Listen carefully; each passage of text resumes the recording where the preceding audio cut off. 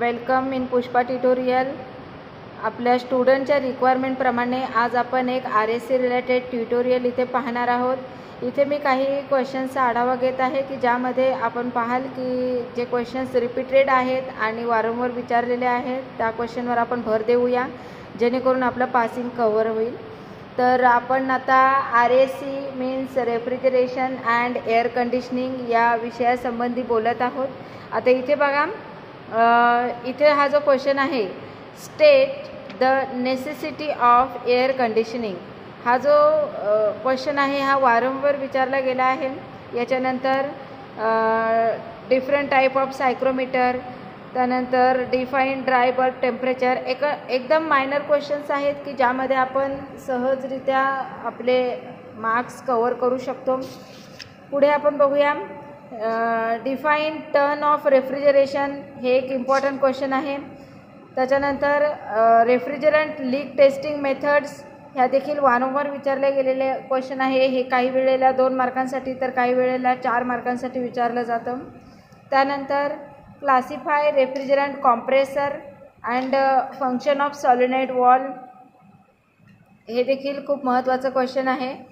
त्यानंतर नेक्स्ट आपण क्वेश्चन पेपरकडे वळूया। या क्वेश्चन पेपरमध्ये बघा, इथे दिलेलं आहे COP, कोएफिशियंट ऑफ परफॉर्मन्स।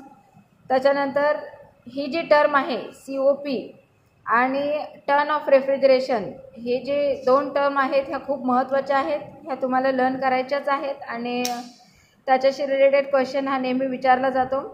त्यानंतर बघा, फंक्शन ऑफ ड्रायर आणि ह्या ज्या डेफिनेशन्स आहेत, मीन्स ड्यू पॉईंट टेम्परेचर, तिथे आपण बघितलं ड्राय पॉईंट टेम्परेचर, हे खूप महत्त्वाचे आहेत, हे करायचेच आहेत। त्यानंतर हा जो आहे represent Carnot cycle on PV and TS diagram, हा कार्नोट सायकल आणि रिव्हर्स कार्नोट सायकल हा एक महत्त्वाचा क्वेश्चन आहे। 4 ते 6 मार्कांसाठी नेहमी विचारला जाऊ शकतो। हे बघा, हे आहे आपलं MSBTचं क्वेश्चन पेपर। आपल्याला MSBTच्या क्वेश्चन पेपरमध्ये याप्रमाणे क्वेश्चन्स विचारले जातात। त्यामध्ये पहिला क्वेश्चन आहे तिथे attempt any 5 of the following, तर इथे हा तुमचा 10 मार्कांचा क्वेश्चन आहे। इथे तुम्हाला 2-2 मार्कांसाठीच्या केवळ डेफिनेशन्स विचारले जातात। त्यानंतर 2 नंबरचा जो क्वेश्चन आहे, that is 1 question is for 4 marks, attempt any 3 of the following. इथे बघा, तुम्हाला वेगवेगळ्या प्रकारचे सायकल्स जे आहेत पहिल्या चॅप्टरमध्ये ते विचारले जातात, मीन्स त्यांचे PV आणि TS डायग्राम विचारले जातात, प्रेशर व्हॉल्यूम डायग्राम आणि टेम्परेचर एंट्रॉपी डायग्राम। त्यानंतर काही डेफिनेशन्स आहेत आणि काही वर्किंग आहे, डिस्क्रिप्शन आहे। आता इथे फ्लडेड इव्हापरेटर म्हटले, काही वेळेला कंडेन्सर विचारला जातो, इव्हापरेटिव्ह कंडेन्सर, तर त्यामध्ये तुम्हाला त्याची डायग्राम काढायची आहे आणि वर्किंग डिस्क्रिप्शन लिहायचं आहे। नंतर 3 नंबरचा जो क्वेश्चन आहे त्यामध्ये देखील तुम्हाला 4 मार्कांसाठी एक क्वेश्चन विचारला जातो। तिथे काही वेळेला एक न्यूमरिकल विचारले जाण्याची शक्यता आहे आणि जे थेरॉटिकल क्वेश्चन्स आहेत related to chapter number 2 and 3 हे तिथे येण्याची संभावना आहे। तर त्याच्यात देखील काही इम्पॉर्टंट क्वेश्चन म्हणजेच draw layout of automobile air conditioning system.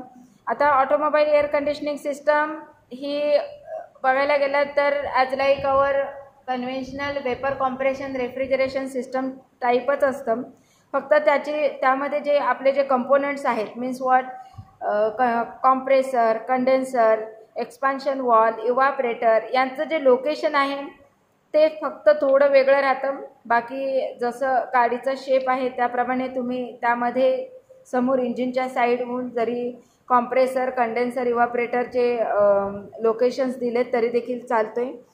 त्यानंतर बघा, इथे दिले वर्किंग ऑफ हाऊसहोल्ड रेफ्रिजरेटर। इथे तुम्हाला साधा डोमेस्टिक रेफ्रिजरेटर ड्रॉ करायचा आहे आणि त्याप्रमाणे त्याची डायग्राम तिथे तुम्हाला ड्रॉ करून त्याचं डिस्क्राईब करायचं आहे, वर्किंग आणि सगळे त्यांचे parts include in the refrigerator.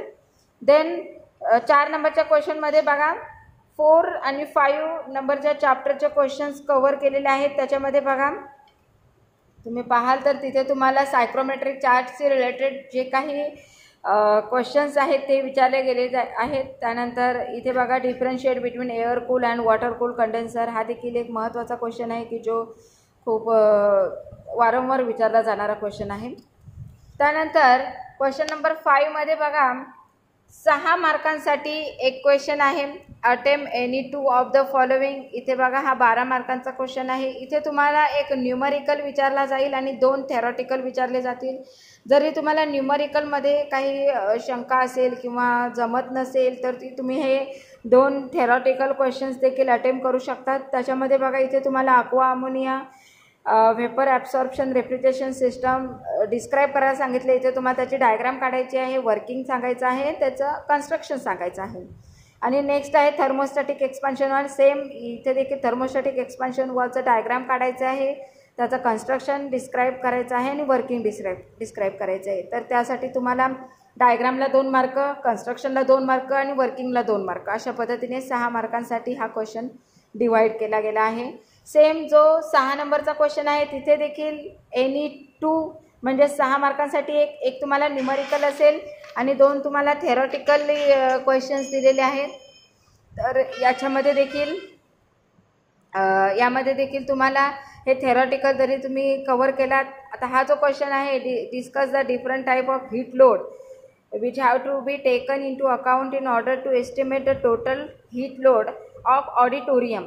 आता इथे ऑडिटोरियम दिले, काही वेळेला सिनेमा हॉल देतात, तर काही वेळेला तुमची मेट्रोलॉजी लॅब देतात. तर इथे तुम्हाला ते तुम्ही वेगवेगळ्या ठिकाणासाठीची असणारी AC system, air conditioning system जी तुम्हाला सुटेबल वाटेल ती डिस्क्राईब करायचं आहे. आणि जो तिथे हीट लोड असतो तो तर सेमच राहतो, हीट लोड जे क्रायटेरिया आहे हा सेम राहतो. तर तो तुम्ही एक कुठल्याही गोष्टीसाठी तरी पाठ केलात तरी चालेल, तुम्हाला त्या गोष्टीसाठी तो लागू करून घ्यायचा आहे आणि त्या पद्धतीने त्याचं एक्सप्लेनेशन लिहायचं आहे. तर हे आहे ओव्हरऑल आपलं description related to MSBT question paper of RAC. तर अशा पद्धतीने तुम्ही चांगले पर्सेंटेज देखील काढू शकता आणि मॅक्सिमम पेपर अटेम्प्ट करू शकता. थँक्यू.